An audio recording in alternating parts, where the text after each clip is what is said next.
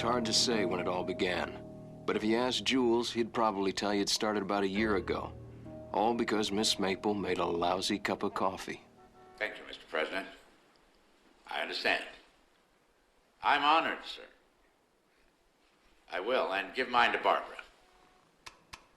Miss Maple, get me Miles Crocker at the State Department on the phone. Jules was what was called in lesser circles a business tycoon. He advised presidents, bought and traded companies like so many baseball cards, and was more or less the left ventricle of the economic heart of America. Pauline, I just talked to the president. I got the appointment, though it won't be official for several months. I am.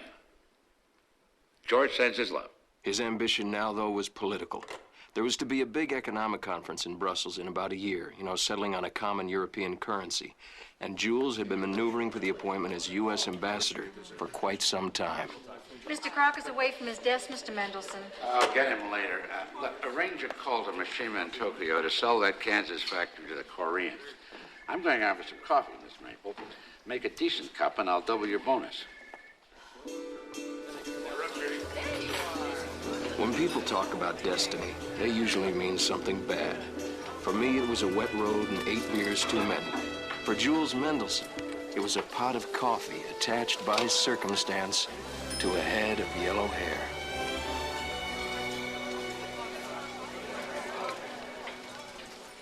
More coffee? Very good coffee. I'll send your compliments to the chef. What do they call you? Oh, you don't look like a Rhonda. What was your name before you changed it? You don't want to hear. Yes, I do. Fleurette. Can you imagine? Sounds like a breath freshener. I kind of like it. No, you don't. Kinda. You're nuts. How about philosophy? Yeah, that's even worse than Fleurette. Flo. Flo? Flo. Do you like Flo? I once knew a Flo. She was a very pretty girl, too.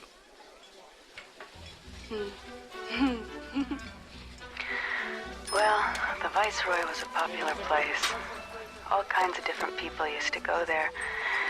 Like Hector Paradiso, as in Paradiso Boulevard on the way to the airport. He had breakfast there every morning, and he liked to tell me stories of where he'd been the night before. Like Fay Converse's or Rose Clifton's. I told you I was in. Best of all, Pauline Mendelssohn's. Cyril Rathbone, the gossip columnist, ate there too, along with Joel Zircon, the big literary agent. Oh, that bitch has yet to invite me to one of her parties.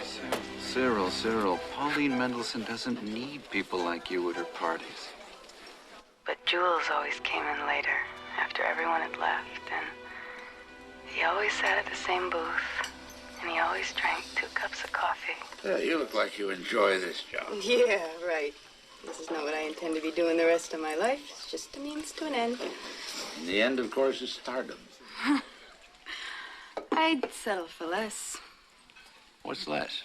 Second lead in a TV series, the best friend of the star, where the whole show wouldn't rest on my shoulders. And when the series gets canceled after 13 weeks, I wouldn't be blamed. I could just go on to another series. What are you laughing at? I'm serious. It was a laugh of enchantment, not derision. A laugh of enchantment, not derision. That's really nice.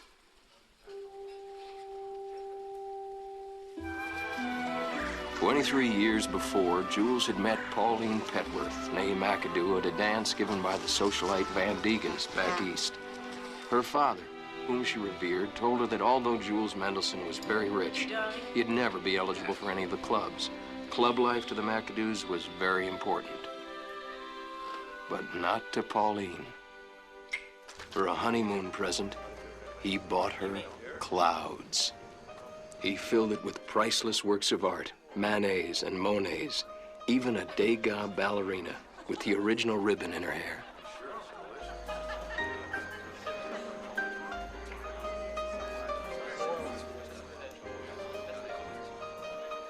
She taught him how to dress, how to carry on a conversation at dinner, She became the most renowned hostess in Los Angeles and was as much responsible for his success as anyone. She was devoted to him, and he loved her very much. Jarvis and I have almost perfected our yellow phalaenopsis. He says it will startle the orchid world. Congratulations. I thought I might send some to George and Barbara as a thank you for your appointment. It was not official yet. Jules, I'm so proud of you. You know, my sisters are still upset with themselves for not seeing in you what I did. Lucky me. But there was something about her that made her seem, at times, like a visitor to the marriage. Maybe that's why, after 23 years, Jules had stopped sleeping with her. It came to my head, it came right out my mouth. Yes! But you should have seen the look on this guy's face. Oh, God, it was too funny. It was too funny.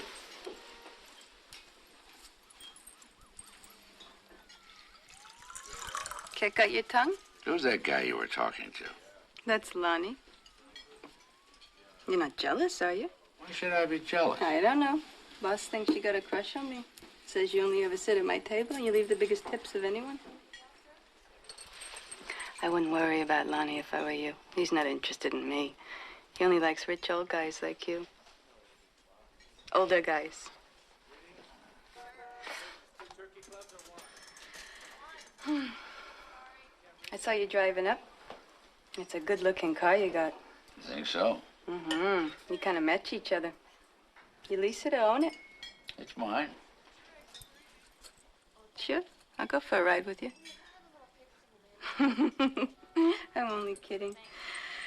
All my life, I wanted to go for a ride in a Rolls. It's a Bentley. What's a Bentley? It's like a Rolls made by the same company. You mean it's like a cheaper model sort of thing?